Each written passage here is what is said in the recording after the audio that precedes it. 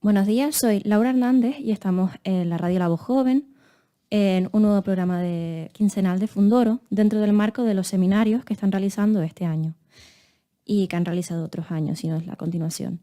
Hoy está aquí con nosotros Raúl López López, que es licenciado en Historia, doctor en Humanidades, también va a ser uno de los ponentes dentro de los seminarios y vamos a hablar sobre la sabiduría del Antiguo Egipto y el pensamiento que conformó una civilización. Buenos días, Raúl, ¿cómo te encuentras? Muy bien, Laura, muchas gracias por recibirme, por estar aquí, gracias a la Voz Joven por este proyecto y a estos minutos formar parte de él, ¿no?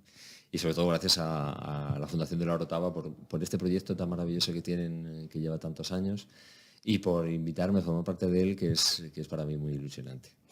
Que, bueno, como primera vez estás en Canarias, la Orotava, ya poco... No, en Canarias no, en la Orotava sí es la primera vez que estoy, pero uno de mis maestros, amigo de mi maestro, Jesús Paradinas Fuentes, es miembro de la Fundación y durante muchos años me ha hablado de la Fundación de la Orotava y por fin estoy aquí, así que estoy muy contento. Me gustaría antes de nada recordar cuándo es el seminario, qué día lo daban. Es hoy mismo a las 6 de la tarde. Vale. Ahí mismo a las 6 de la tarde.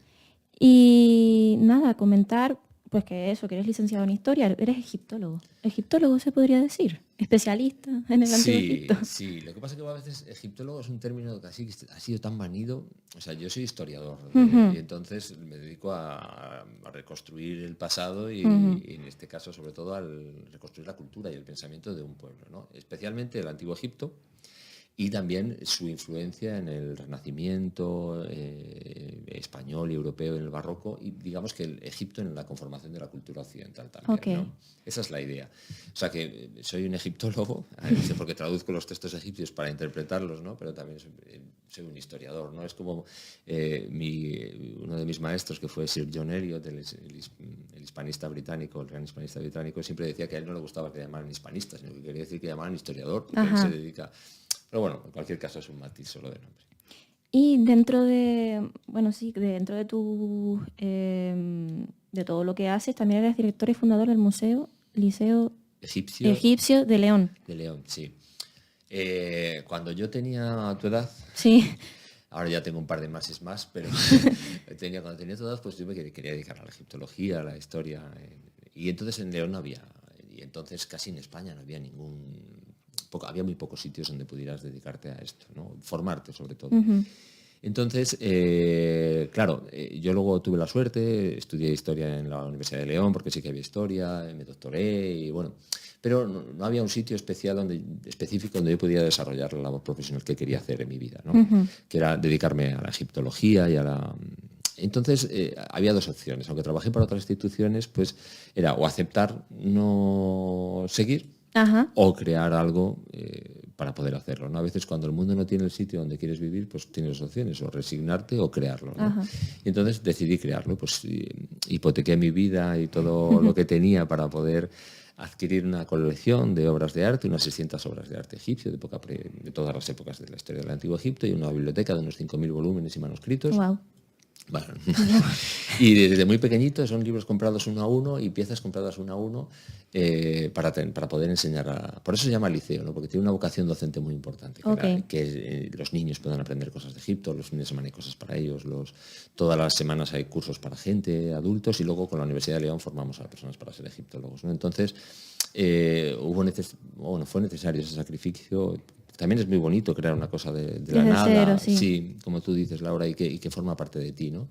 Y es una institución independiente, no depende de ninguna entidad pública ni recibe dinero de ellas, es totalmente ajena a injerencias políticas y no se crea una fundación empresarial que lo mantenga. Entonces es totalmente ajena, independiente, digamos, y llevamos 11 años, o sea que muy contentos. Y esto para la gente que está viendo el programa, el interés, ¿tienen Instagram, página web? Sí, todas las redes sociales, página web y todas las cosas que se pueden seguir, las actividades que hacemos. Perfecto. Pues si algún día se pasan por León o hay alguna cosa que hagan online. Claro, hacemos muchos cursos online porque claro, la egiptología como es una especialidad muy concreta, entonces hay gente, pues en León es una ciudad más o menos pequeña, ¿no? Mucha historia. Pero poblacionalmente pequeña. Entonces hay muchas personas que estudian online desde fuera, ¿no? Vale.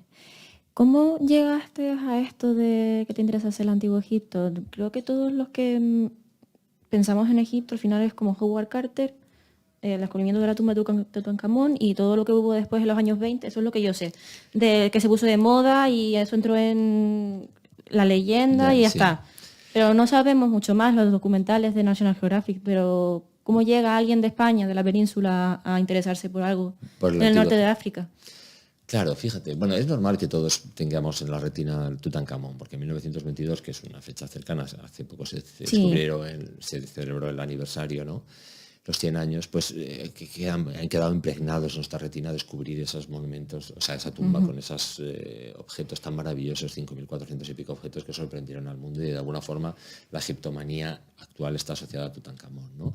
Pero realmente la pasión por el Antiguo Egipto es algo que conformaba la cultura occidental, porque los griegos estaban flipados con lo egipcio, los romanos también, es decir, que es algo que es inherente a la historia de Occidente, e incluso a otras culturas, porque fíjate, el objeto más antiguo que tenemos de lo que llamamos egiptomanía, que es el gusto por el Antiguo Egipto de otras culturas, que tenemos en el museo, es un camafeo sirio de 1300 a.C.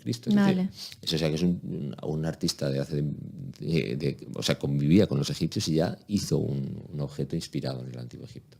¿Cómo llegué yo a querer dedicarme a la egiptología?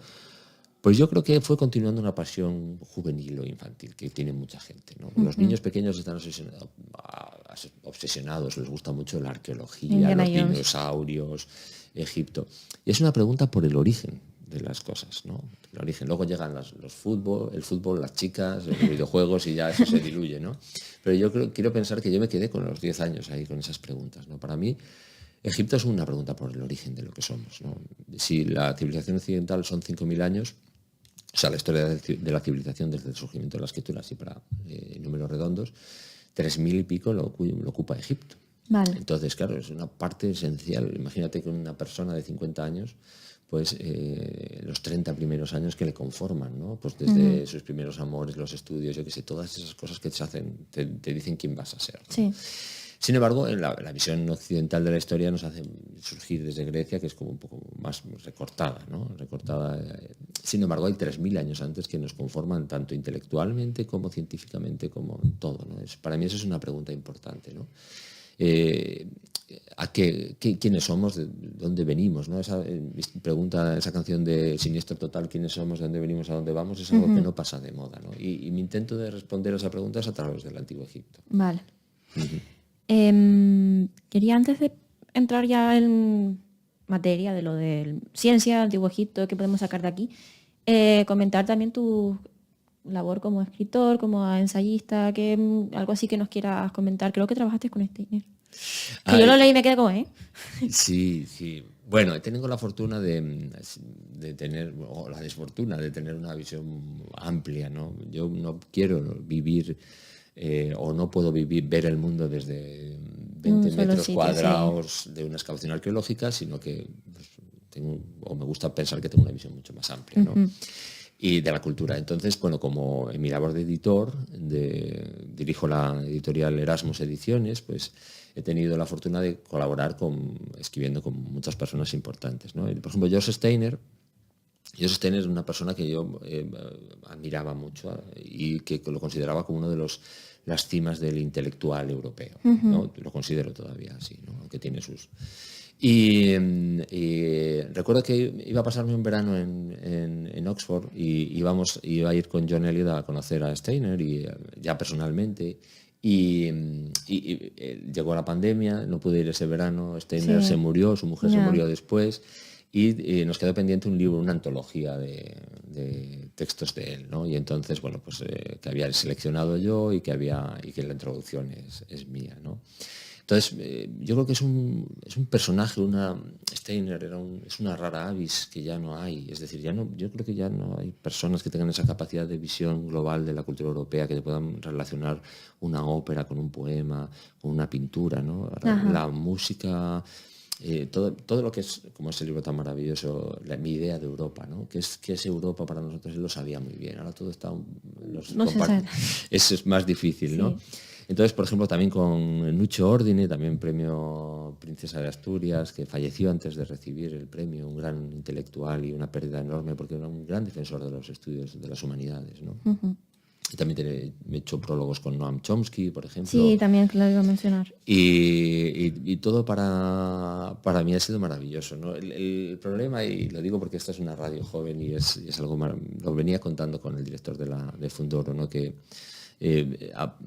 a la gente joven que tiene las inquietudes que tienes tú o los oyentes, hay que apoyarlos, porque una persona que quiere dedicarse a tener un programa de radio, ser historiador o arqueólogo o literato en la situación actual y no quiere jugar a videojuegos, es para ponerle un monumento, ¿no? Entonces hay que cuidarle, ¿no?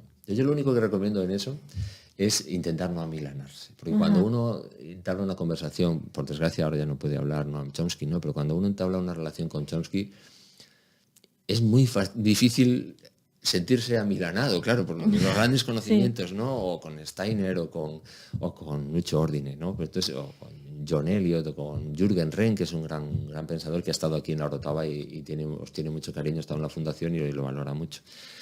Hay que intentar no amilanarse, ¿no? Porque cuando uno ve a un personaje así, es muy difícil que luego mañana diga, voy a escribir yo algo, ¿no? No, porque dice, bueno, ya han llegado a la cima, yo estoy aquí bien. Claro, exactamente. Entonces, todo el mundo tiene algo que decir, ¿no? Entonces, lo que pasa es que a pesar de la visión a veces científica, científica reduccionista del pensamiento, hay que poner en valor tu aspecto subjetivo. Es decir, en realidad objetivos no pueden, solo son los objetos, subjetivos son las personas. Yo no puedo ser como Steiner, no puedo ser como Nuccio Ordine o como Cervantes, pero mi vida tiene unas características como la tuya y eso es lo que tú, como tu personalidad, puedes aportar, ¿no? Eso sí que es diferenciador. Intentar ser como Mozart es un error, ¿no? Mi gran amigo Cristóbal Hafter, el compositor, pues decía, ¿para qué vas a ponerte a hacer como Mozart si Mozart ya existió? No vamos a hacer nada como él, ¿no? Entonces, el secreto es eso, conocer. Y yo les digo muchas veces a mis alumnos que cuando encuentren un sabio, o sea, que se peguen a él como una lapa. Es decir, como aprovechen, lo absorban, porque la biblioteca evidentemente es un sitio, un refugio, pero el estar en contacto directo con un sabio, con esos guiños, claro, que tiene esas formas de trabajar, que no te lo enseña directamente, porque una clase tiene otro formato, ¿no? Cuando tomas un café con él, charlas con él, ves cómo trata las cosas. Eso es, te cambia la vida realmente. Bueno, y ya recapitulando y volviendo al tema central, en estos programas en Fundora hablamos de la historia de la ciencia y principalmente hemos hablado de muchas cosas, pero el eje conductor es siempre la historia de la ciencia. Entonces, quería saber la filosofía del Antiguo Egipto, cómo llega a nosotros y qué filosofía, porque la madre de la ciencia es la filosofía, y cómo llega a eso y cómo les surge a ellos, cuál es la filosofía del Antiguo Egipto y cómo nos llega. Claro, habría que diferenciar porque filosofía es un término griego que define una forma concreta de entender el mundo. Claro, es como definir unas normas de juego. Entonces, todo lo que no entre dentro de filosofía, el término filosofía no es filosofía. Es lo que ha ocurrido con la interpretación occidental de la historia del pensamiento, ¿no? Entonces, empezamos en Grecia, ¿no? En Mesopotamia y en Egipto existen formas de pensamiento muy avanzadas que fueron utilizadas por los griegos. Los griegos ellos mismos decían, nuestra filosofía es la más antigua del mundo porque es heredera de la egipcia. Ellos mismos decían eso, mandaban a gente a aprender a Egipto. Daos cuenta de que Egipto llevaba miles de años en un estado evolucionado, con unas leyes, con unas normas, con una ética, cuando surge Grecia. Vale. Claro, entonces... Sí, los griegos tenían la manía de irse a pegar entre ellos también. Claro, no. Sí, bueno, pero la manía de pegarse entre ellos de todo el mundo. Por desgracia es de todo el mundo. La historia, desde una perspectiva, es al fin y al cabo una historia de violencia, ¿no? Como aquella película, ¿no? Una historia de violencia. Bueno, pues entonces Egipto tiene un pensamiento ético, que es un pensamiento que se traslada desde de un padre a un hijo, donde se transmiten todos los conocimientos que una persona necesita para la vida, su sucesor. Teniendo en cuenta quién es su sucesor, pues si va a ser un rey, si es un funcionario, es decir, el libro no es lo mismo cómo tiene que ser la vida perfecta de una persona que va a ser escriba o la que va a ser faraón, son diferentes, ¿no? Entonces es lo que llamamos textos sapienciales. Y ahí nos muestran, sería como nosotros denominaríamos eso, una ética, una forma, una ciencia del vivir. Un manual de instrucciones. Sí, exactamente, como es el género que existió, que era la enseñanza de príncipes, ¿no? Pues una forma de vivir bien, de acuerdo a una diosa que se llamaba Maat, que es la diosa del orden universal. Entonces tú tenías que vivir de acuerdo a ella, ¿no? Claro, pero la explicación del mundo, que es de alguna forma a lo que se dedica la ciencia moderna, no deriva de los textos sapienciales egipcios, sino que deriva de su mitología, porque Egipto tiene un pensamiento mito-poético. ¿Qué quiere decir esto? Que ellos no tienen conocimiento, no tienen vocabulario para expresar, no dicen H2O, sino dicen agua, o no le dicen sol, sino dicen Ra, porque es el dios del sol. ¿De acuerdo? Entonces ellos expresan el mundo, lo definen a través de la religión. Ahí es donde está, como ellos pensaban que estaba organizado el mundo. Dónde estaba el cielo, dónde estaba el agua, etcétera.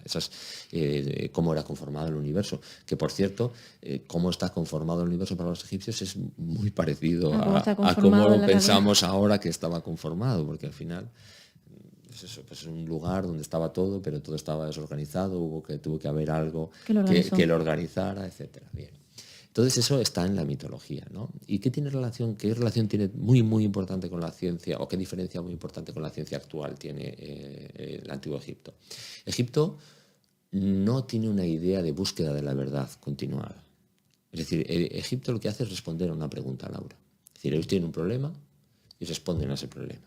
¿De acuerdo? Es decir, yo voy a construir una pirámide, tengo que inclinarla tantos grados para que no se me caiga. Vale. Entonces yo respondo a ese problema y ya está. Siguiente problema, siguiente respuesta. Exactamente. Tengo que hacer cerveza y tengo que mezclarla con tantos elementos en una cantidad proporcional tal y yo respondo a ese problema. Claro, cuando tú ya tienes mitológicamente todas las respuestas, no te preguntas ¿por qué se originó el universo? Ya está todo respuesta. Las respuestas ya están. Lo terrenal es la ingeniería, es lo único que les quedaba. Claro. Entonces, por ejemplo, los libros de matemáticas egipcios, los papiros de matemáticas, no son un compendio de la matemática, sino que son un compendio de problemas de matemáticas. Es decir, ¿cómo tengo que hacer para dividir esto? Pues tú tienes que hacer Eran esto. prácticos. Claro, es una mentalidad práctica. Por ejemplo, en la medicina, los grandes papiros de médicos que existen, muchos y eran los más avanzados, la medicina más avanzada de la época, son papiros que responden a un problema, a una dolencia. Tienes una dolencia en una pierna. Y entonces ellos decían, pues diferenciaban en tres tipos de problemas. Un problema que conozco y puedo solucionar, un problema que conozco y no puedo solucionar, y un problema que desconozco. Entonces, a partir de ahí te decían, pues te ha pasado esto en la pierna, haz estas cosas y te soluciona el problema. Pero no hay un concepto ideal de un libro, un manual de medicina. ¿De acuerdo? Entonces, esa persecución de la verdad es un elemento eminentemente griego. Es decir, los griegos persiguen la verdad hasta las últimas consecuencias. Sí. Somos los herederos totalmente de eso, ¿no? Y algunas personas dicen que es como una persecución, se simula mucho a la caza, ¿no? Porque es una persecución atropellada e incluso hay gente que lo asocia, y tiene cierta razón, al mundo masculino. Una persecución a pesar de... Surge ahora mucho, por ejemplo, con la pregunta de la inteligencia artificial o todas estas cosas. Nunca frenaremos. Es decir, el avance tecnológico no es porque todo lo que vayamos a descubrir nos va a tener una utilidad, sino porque está en nuestro sino desear conocer. ¿Hasta dónde podemos llegar? Hasta dónde podemos llegar. Conocer y quizá... Eso se plantea ahora con la inteligencia artificial. Quizá ese sea nuestro legado, ¿no? El conocimiento, la acumulación de conocimiento. Entonces, eso es una forma de pensar eminentemente griega, no egipcia. Si los egipcios vivían... No era hasta dónde puedo llegar, sino cómo soluciono lo que tengo delante. Claro, Laura. Es como los egipcios vivían más con la naturaleza que de la naturaleza. Son dos términos diferentes. O sea, un indio americano vivía con la naturaleza, vivía de acuerdo a ella, ¿no? Los egipcios viven de acuerdo a Maat. Maat es una diosa que es alada, que tiene una pluma sobre la cabeza, a veces aparece alada, pero tiene una pluma sobre la cabeza. Es la diosa del orden universal. Y esa diosa gestiona la crecida del Nilo. el paso de las estaciones, el movimiento de las estrellas, las relaciones interpersonales. Lo rige todo. Entonces tú tienes que vivir de acuerdo a Ma'at para merecer la vida eterna. ¿Vale? Pero los griegos no pensaban así. Los griegos viven de la naturaleza.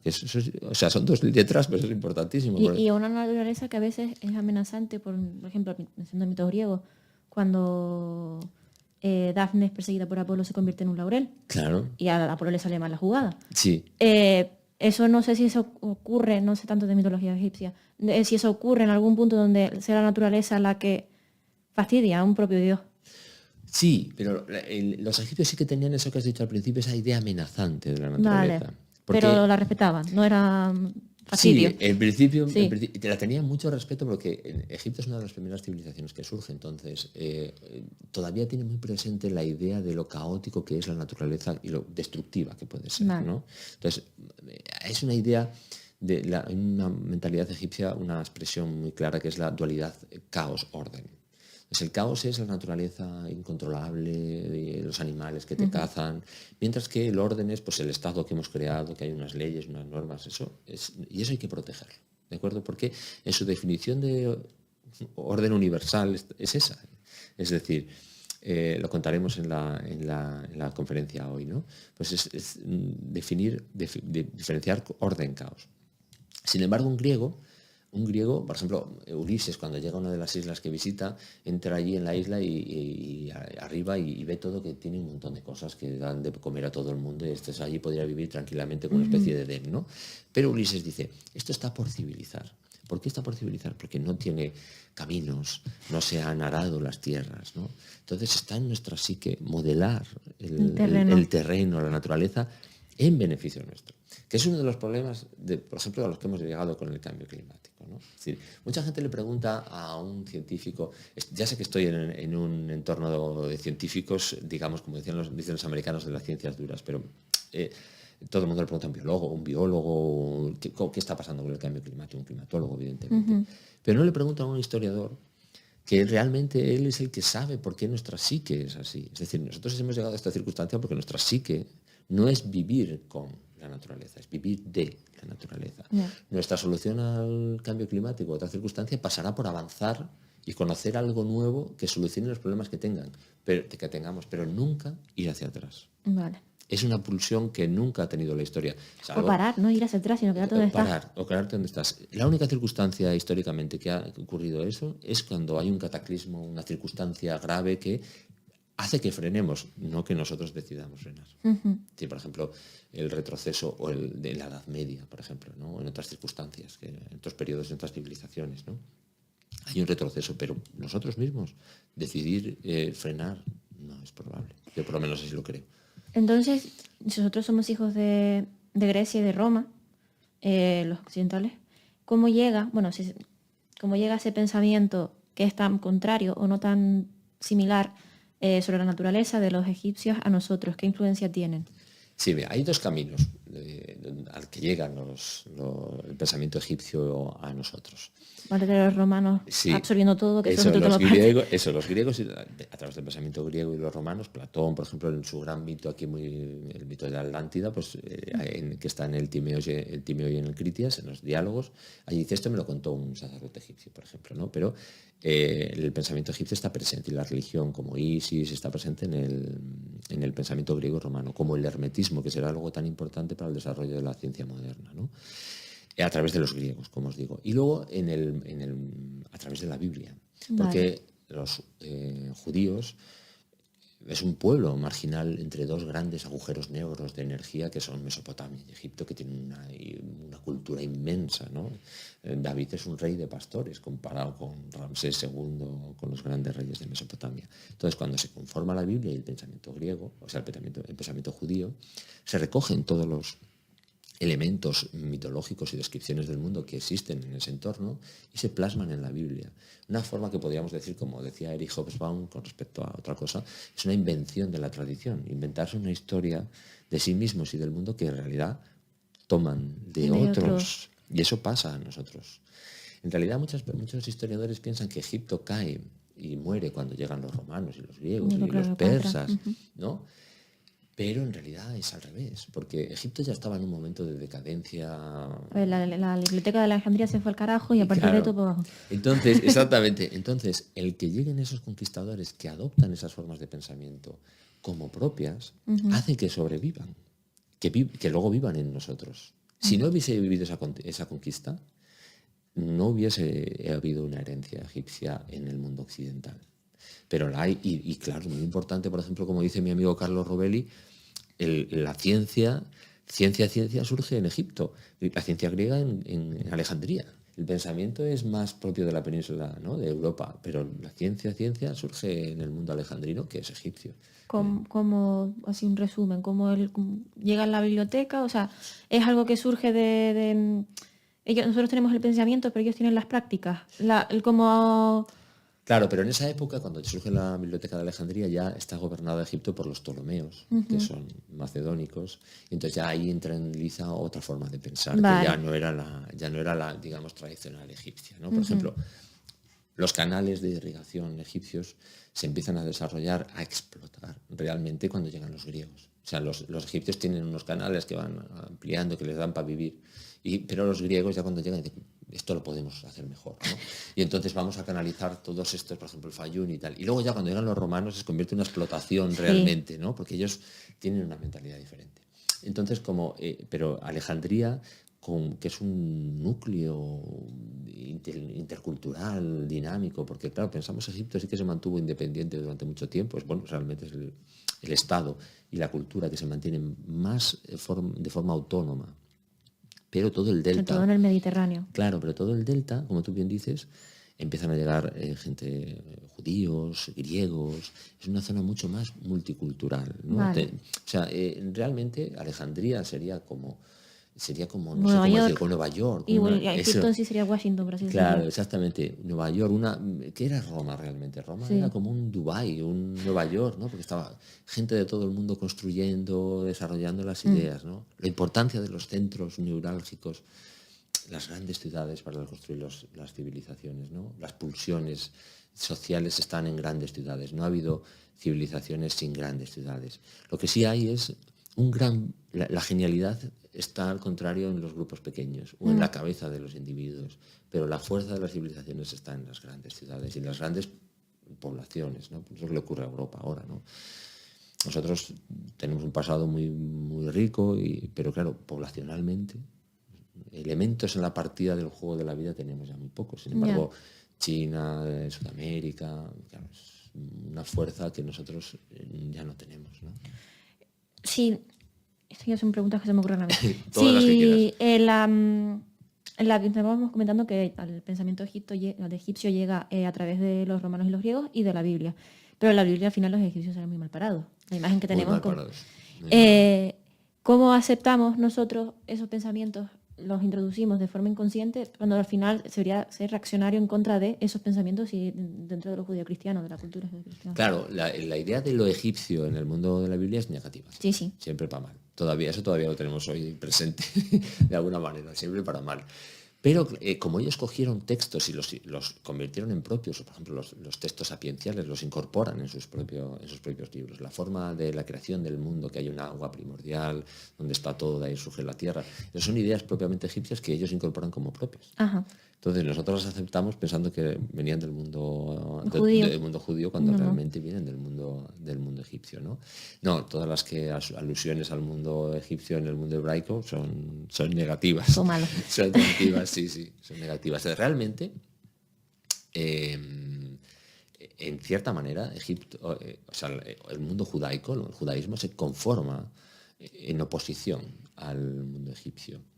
Hay dos formas de desarrollar una cultura, o una persona, que puede ser copiando o haciendo lo contrario. Haciendo lo contrario, como hacen los hijos normalmente, ¿no? Pues entonces esto es igual. Entonces Egipto es politeísta, ¿no? Pues salvo en un periodo que es monoteísta con Akenatón. O lo de Ra, sí. Akenatón, pues ellos se convierten en monoteísta y entonces aborrecen el culto a muchos dioses, ¿no? Ellos, por ejemplo, la profusión de imágenes que hay en Egipto, de todo, pues ellos lo quitan, ¿no? Entonces hay una serie de elementos que se conforman en oposición. en oposición a... Pero, sin embargo, la lengua hebrea, por ejemplo, surge de la egipcia, del proto-sinaítico que llamamos. Curioso, es verdad, porque los judíos lo de la adoración a las imágenes no, pero luego nosotros sí, los católicos Claro. sí, pero otras ramas del cristianismo no. Claro, el catolicismo es que el catolicismo coge otras cosas del mundo egipcio. Pues, sí, igual pregunta, como en España, ¿cómo nos llega eso? O sea, claro, por ejemplo, mira, las manifestaciones públicas de religiosidad son un elemento tomado del mundo oriental que venía de los cultos a Isis, por ejemplo, Apuleyo en el Asno Dorado nos lo cuenta, ¿no? Los cultos a Isis salían, aparte de cultos mistéricos, ahora hablamos de eso, ellos salían a la calle y hacían procesiones, ¿no? Donde se veía la escultura de los dioses. En el Antiguo Egipto nunca se está en presencia de la divinidad, es decir, la escultura del dios, o la Virgen, diríamos nosotros aquí, o el Cristo, salvo en las procesiones. vale. Entonces, había unas festividades en las que se hacían procesiones sacando en andas, esto nos tiene que sonar, la escultura de los dioses y todo el mundo la veía y los sacerdotes lo llevaban en procesión. Entonces, esto pasa a Roma, al mundo isíaco, que luego lo adopta el mundo cristiano como una manifestación pública de culto. El culto a Osiris y el culto cristiano tiene mucho, mucho que ver. Mucho, mucho, mucho. Por varias razones. Una, la primera, Osiris garantiza la vida eterna a todo el mundo. El culto al dios del sol no. El culto al dios del sol salvaba al faraón. Los demás se buscaban la vida. Pero Osiris garantiza que todo el mundo que siga su culto, pues va a vivir eternamente, ¿no? Entonces, eso está muy relacionado con los cultos mistéricos griegos también, porque los cultos mistéricos, una de esas cosas más importantes que garantizaban era la vida, lo que garantizaban era la vida después de la muerte, ¿no? Por eso esos cultos mistéricos también están a su vez relacionados con el mundo cristiano, ¿no? Claro, una mentalidad tan estratificada como fue Egipto y luego como fue Roma, ¿no? Decir que todo el mundo es igual, sí. es totalmente revolucionario. Bueno, lo típico aquí es como tú te redimes de tus pecados y puedes llegar al cielo. Tienes lo de la pluma y el corazón que tenían... Sí, igual, el mismo juicio. El mismo juicio, claro. A ver si había sido bueno, simplificando, ¿no? En el mundo egipcio es un poco más complejo. Pero bueno, simplificando que había sido bueno. Y luego, por ejemplo, la relación con los ciclos naturales. Osiris es un dios de los ciclos naturales. Hay dos versiones del mundo religioso egipcio, que una es astral y otra es ectónica, de la tierra, y Osiris es de la tierra. Entonces es un dios que garantiza la vida eterna a través de la vegetación. Una planta nace, da una semilla, se muere, planto las semillas y vuelve a nacer. Por eso plantamos a las personas, por eso las enterramos. Bueno, y ahora estamos hablando de una civilización con un culto a la muerte importante, sí, probablemente los egipcios. Exactamente. Hay un vídeo de Filomena Puk, ¿cómo se llama? Esa señora que es muy graciosa, que hace documentales, es británica, y dice que los egipcios creían que lo mejor que podías hacer en tu vida era morirte. Sí, es un buen chiste. Y es verdad, pero fíjate, hay dos... en la historia del Antiguo Egipto, en la cultura del Antiguo Egipto, hay aspectos de esa cultura que son, digamos, adjetivos. Es decir, que tú vas a estudiar la cultura romana o la cultura griega o vas a escuchar, por ejemplo, la cultura azteca o maya, pues te lo vas a encontrar igual, ¿no? Por ejemplo, las cercanías del agua dulce, bueno, los ríos, muchas cosas que al final en todas las culturas son más o menos similares, ¿no? Pero luego hay aspectos de la cultura egipcia que son, digamos, sustantivos, que la definen realmente. Y una de ellas es lo que tú has dicho, es la creencia y la esperanza en la vida después de la muerte.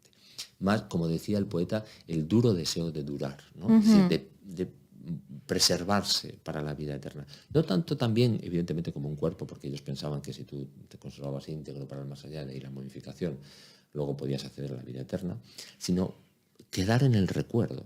Es decir, los libros de sabiduría están llenos de construye cosas, hace el bien, para que la gente luego tenga una idea buena de ti, trascender a la vida, ¿no? Trascender a la vida.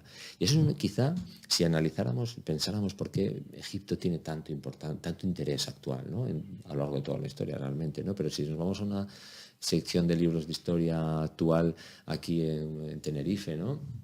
Agapea, me parece que se llama. Sí, la tienda más grandita. Y los grandes libreros que son más modestos, pues también, ¿no? Pues tú te vas a la sección de historia que hay historia de Egipto, historia de Roma, un poco de Grecia y la Segunda Guerra Mundial y la Guerra Civil. Sí. Y luego un poco de lo otro. A lo mejor te encuentras... un poco de lo otro, pero en proporciones mucho más pequeñas, ¿no? Entonces, la Revolución Francesa. Bueno, pero es un libro ahí que no. Pero lo otro siempre ha tenido interés para nosotros. Roma es evidente porque esos romanos somos nosotros.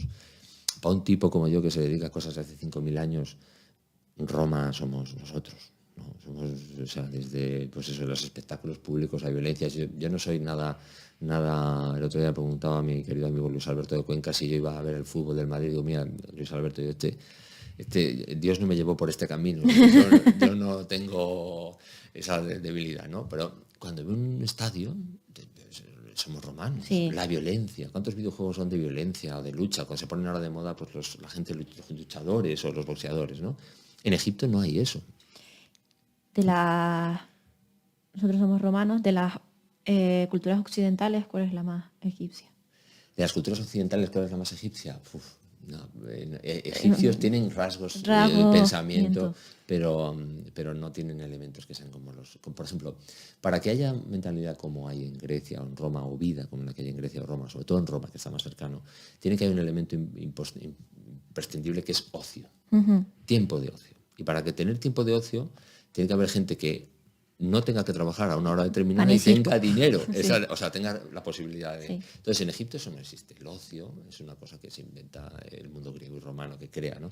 Es que los tiempos, los nombres que le damos a cosas, no han existido siempre. Ocio, adolescencia, son conceptos que surgen con la historia, ¿no? Yo creo que mi abuelo, y seguro que el abuelo del jefe de sonido... También en cabina. Eso, en cabina, eso... No tenía ocio. ¿Qué es eso del ocio? O sea, eran tiempos diferentes, ¿no? Entonces eso, lo que sí es verdad es que siempre insto mucho a mis alumnos y a las personas que informo, tanto como egiptólogos o gente que le gusta la historia, es que tiene que intentar no convertir a las personas del pasado en personajes.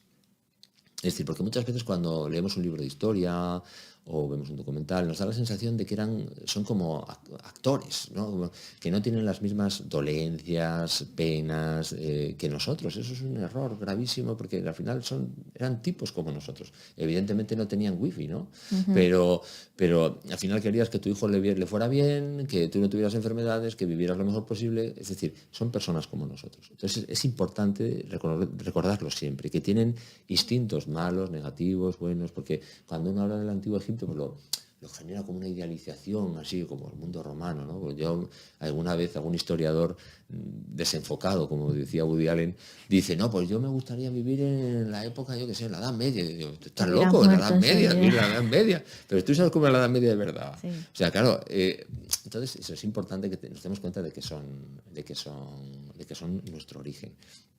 Y relacionándolo con la ciencia, que es un tema que trabajo muy cercanamente últimamente,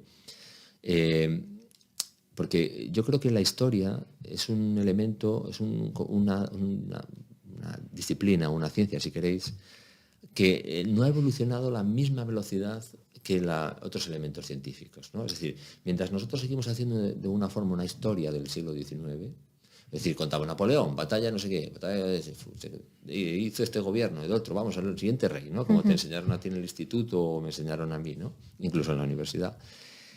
Los nuevos avances científicos sobre los conceptos de tiempo, la epigenética, dan una visión de la historia, de los acontecimientos pasados, infinitamente más rica que simplemente una guerra. Que, joder, es interesante, ¿no? Pero que va mucho más allá, ¿no? Siempre hemos hablado en este programa de la historia de la ciencia en el sentido de contar lo que le ocurría por la mente a aquellos científicos, que el contexto social había, pero nunca hemos planteado muy poco ahora que sabemos más sobre ciencia, ¿cómo lo podemos aplicar a la historia y ver el contexto de ello desde un punto científico? O sea, sabiendo la epigenética, pues podríamos entender que bueno, es que no, iba a decir no lo es.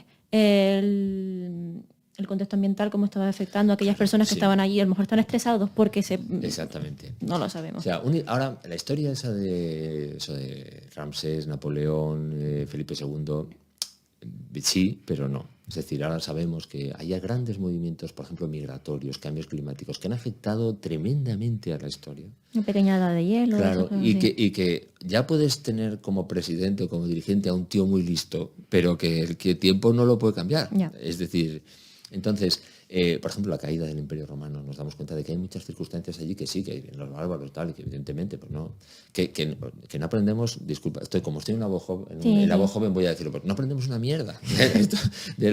Porque, o sea, si hay alguien, o sea, un políticos que quieren poner muros para la migración, disculpa otra vez, coño, léete un libro de historia, joder.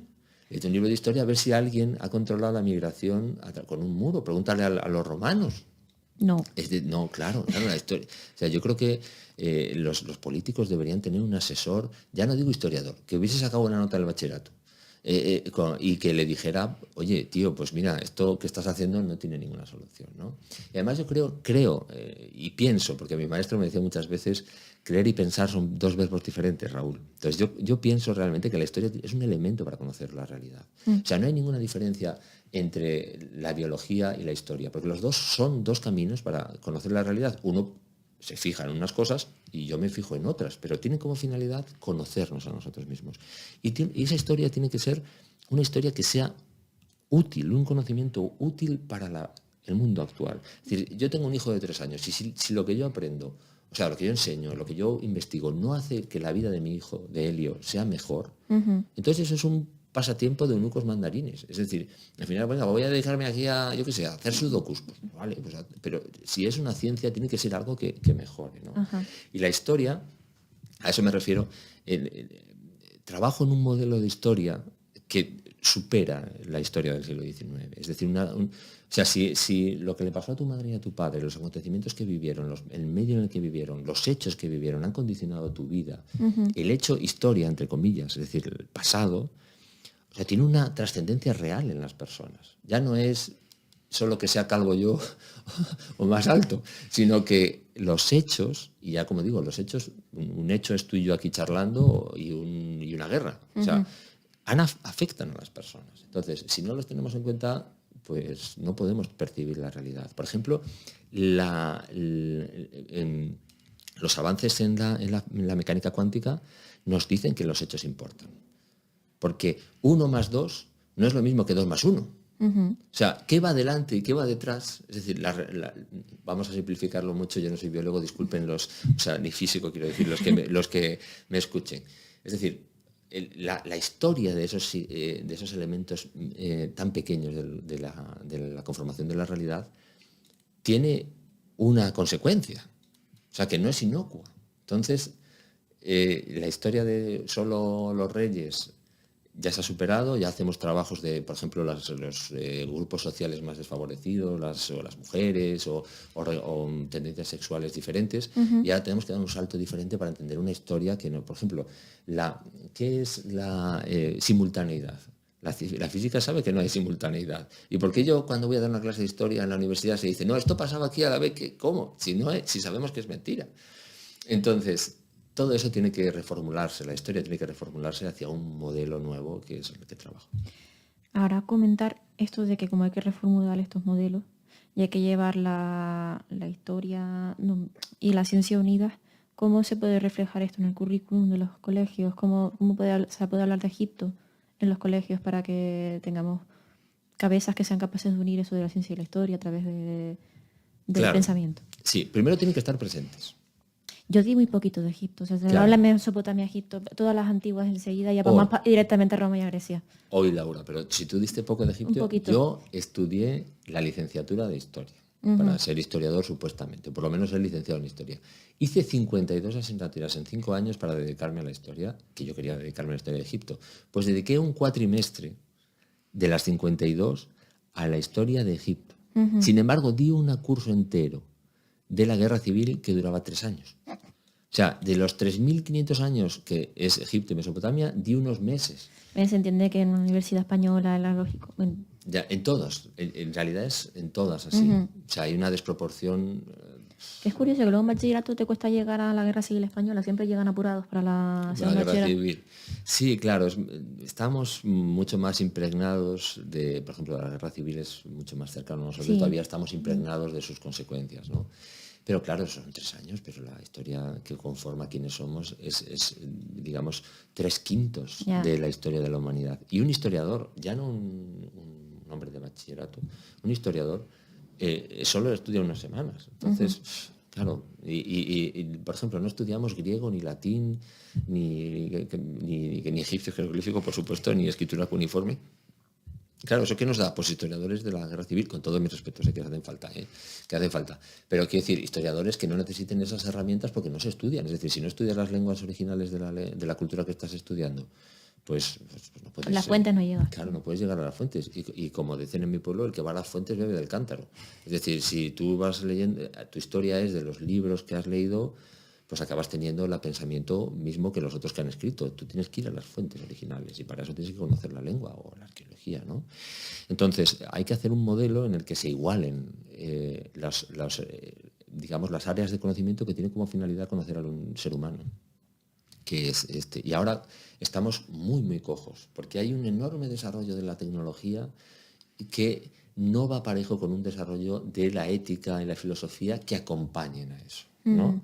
Entonces, ¿qué ocurre? Que estamos como eso, pues, como cojos, como no somos, hay que inventar una ley de la inteligencia artificial cuando ya está implantada, todos vamos así a... Claro, la religión que nos imperante en nuestra cultura, y las otras, igual, es una forma de definir el mundo que se hizo hace 2000 años. Ya. Y ahora no es capaz de definir el mundo en el que estamos. Es decir, no somos capaces de definir el mundo en el que estamos con un marco de hace 2000 años. Entonces, eso tiene que reformularse, claro. Tiene que reformularse en el futuro. O sea, todos los cambios de la historia han estado vinculados íntimamente a la tecnología y al conocimiento. Los cristianos utilizaron el volumen para dar más publicidad, o sea, para difundir más sus textos, porque el papiro era peor, ¿no? Es como si ahora, si alguien surgiera una religión ahora, sería a través de Twitter o hasta a través de Facebook, claro, sería porque sería... TikTok más bien. O de TikTok, Sí, ¿no? porque Twitter está de más Twitter. Claro, bueno, eso, X, vale, sí, eso. Lo tienes, sería una forma las formas evolucionan, tienen vinculadas a la nueva tecnología, al nuevo conocimiento, que sigue siendo una herramienta imprescindible, única para el desarrollo de las culturas. No se puede estudiar una cultura si no conoces la tecnología que la maneja. Porque si no, acabas incurriendo en errores y interpretaciones que no tienen explicación, claro. Ya para acabar, hablando de esto de hay que estudiar la tecnología de esas civilizaciones para poder entenderla, en Egipto la tecnología para poder... ¿Qué grandes inventos? Aparte de, nosotros vemos las grandes obras de ingeniería como los templos y las pirámides, pero cosas más útiles, más tangibles. Pues tenían, por ejemplo, desde cálculos matemáticos relacionados para muchas cosas, medicina, tenían elementos para extraer el agua, un montón de cosas. Pero como siempre, como te decía al principio, os decía a los oyentes, para resolver un problema. Sí. No como una idea genérica de la ciencia, ¿no? Que eso llegará cuando lleguen el mundo griego, los macedónicos, y que Alejandría y la biblioteca desarrollarán todas esas teorías que han formado la base del pensamiento occidental, ¿no? Pero con una forma diferente de entender el mundo, de entendernos a nosotros. Me llamaba mucho la atención que eran como muy... he visto imágenes de cerraduras de puertas muy llamativas o de zapatos también muy llamativos, de cómo se hacían los... Sí, de prótesis. De las prótesis. Y era una cosa que siempre me llamaba más la atención. Aunque me imagino que de este tipo de cosas en otras culturas también existirían. Sí, hombre, porque al final el sujeto, como decíamos antes, de la historia sigue siendo el mismo tipo, ¿no? Es decir, da igual que esté en el Valle del Indo, que esté en el mundo chino, que esté en Egipto. Es decir, al final es un tío, ¿no? Entonces, al tío ese le pasan cosas, pues hay que intentar curarle, ¿no? Por eso, como te decía, hay aspectos de la historia que son adjetivos, ¿no?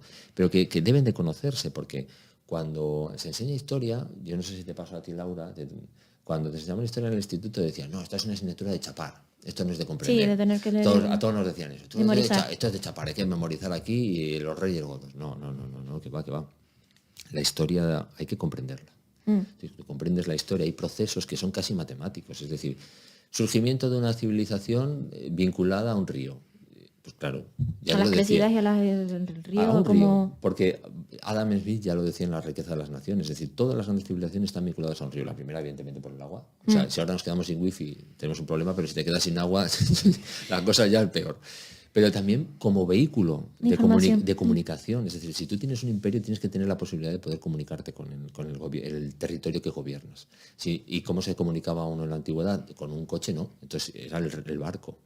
Entonces, si quieres llevar mercancías, personas, comunicarte con ellos, tienes que tener un río. Por eso, Egipto, Mesopotamia, el Tigris y el Éufrates, el Indo, en la civilización del Indo, en China, el Guangzhou, del Yangtze, es decir, son elementos. Claro, desarrollo, es que son elementos casi matemáticos. El mar Mediterráneo, que al final el mar Mediterráneo para Roma, es decir, es que grandes desarrollos de una civilización que llegan a un punto de digamos, clímax cultural. Pues llegaba de migración, descenso de la natalidad.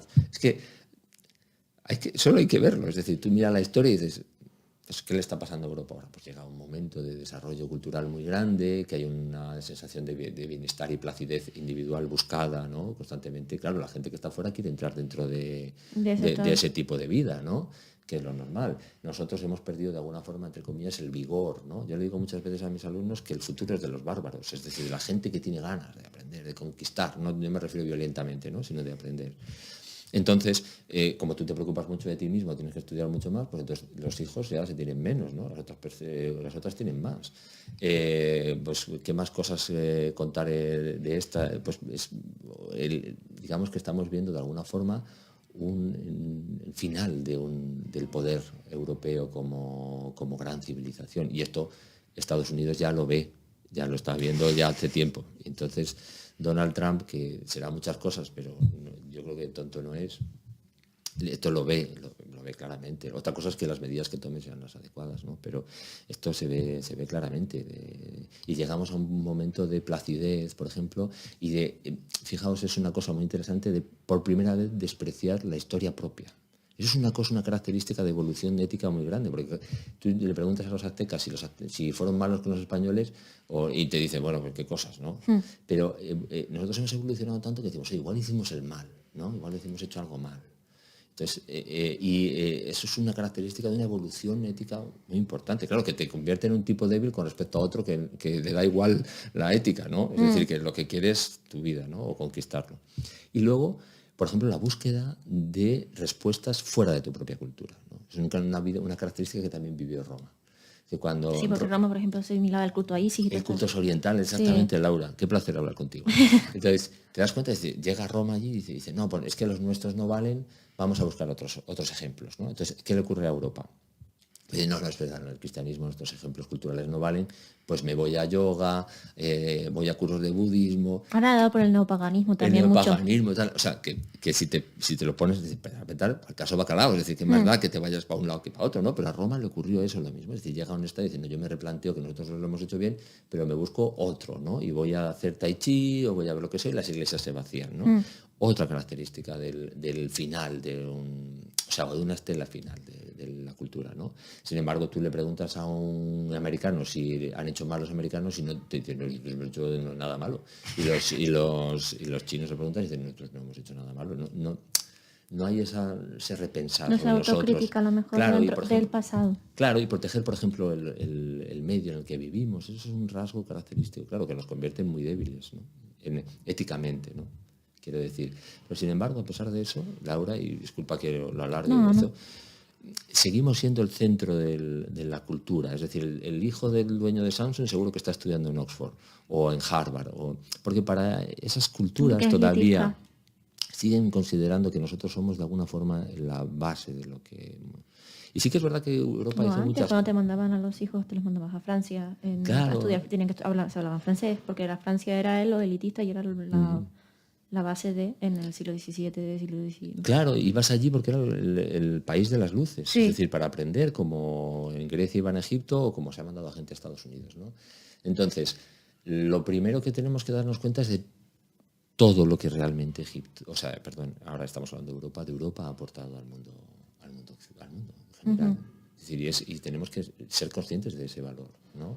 De ese valor, no perderlo, no despreciarlo por el hecho de que, evidentemente, pues como decíamos antes, la historia es una historia de violencia, ¿no? ¿Cómo se hace una conquista? Pues bueno, hay muchas formas, ¿no? Pero esencialmente. Pero tenemos que darnos cuenta del valor que tenemos y que hay que preservarlo, claro, porque la egiptología en sí misma es una ciencia occidental, es un pensamiento, una reflexión hacia otro lugar. Bueno, aunque ahora están haciendo lo del museo este en Egipto, que es Sí, muy grande. el Gran Museo Egipcio. Sí, que con la nota que siempre he visto este mismo señor en los documentales. Zahi Hawass, sí. Sí, que es que no me acuerdo el nombre. Nada. Siempre sale la misma persona que él es. Sí, el jefe del servicio activo. Y digo, bueno, pues es propio de su propia cultura, que le está valorando y han hecho ese tremendo esfuerzo. Imagen. Sí, afortunadamente Egipto tiene una historia desde principios del siglo XX de personajes que ya empiezan a estudiar. Y tenía una egiptología medieval, porque esto también está descubriéndose, porque claro, ellos vivían, el mundo musulmán vive en Egipto. Entonces, de la misma forma que en el Renacimiento, por ejemplo, nosotros preguntábamos por los orígenes de Roma, pues ellos, o de Grecia o en España, ellos lo que vivían, las ruinas que vivían eran las de Egipto, del antiguo Egipto. Entonces empiezan a preguntar por los jeroglíficos y eso. Entonces en la Edad Media, en el primer milenio, ya tenemos textos árabes que hablan de Egipto. Y es más, una cosa que publicaré dentro de poco, un libro, es el primer libro de historia de Egipto que llega a España, es un libro turco traducido al castellano, no es un libro de historia de un historiador español que habla de Egipto, sino que es un libro musulmán que es traducido, historia de los anales, o sea, los anales de Egipto, es un libro traducido del turco para publicarse. O sea que la interculturalidad es una obviedad y presente aceptable. Y viniendo de las humanidades y estando en un ámbito tecnológico y científico con el que estoy en estos días, es inevitable la aceptación, es decir, no hay otro camino. Ya decía Humberto Eco, apocalípticos o integrados, y hay que integrarse, es decir, no hay otro camino y las humanidades lo tienen que hacer. Pues nada, muchas gracias por la charla. Hoy tenemos a las 6 el seminario y nada, seguir abocando aquí para que la gente vaya a los seminarios de Fundoro, que son extremadamente interesantes y van a estar hasta el próximo año, introducidos dentro del año. Y muchas gracias, Raúl, por venir. Y comentar eso, que el museo, el Liceo Egipcio en León, tiene redes sociales, tienen cursos, investiguen en internet para todos aquellos a los que les interese Egipto y cómo influenció la cultura occidental. Pues ha sido un placer estar aquí, Laura, un placer estar con vosotros en esta radio, os deseo lo mejor. Gracias. Bueno.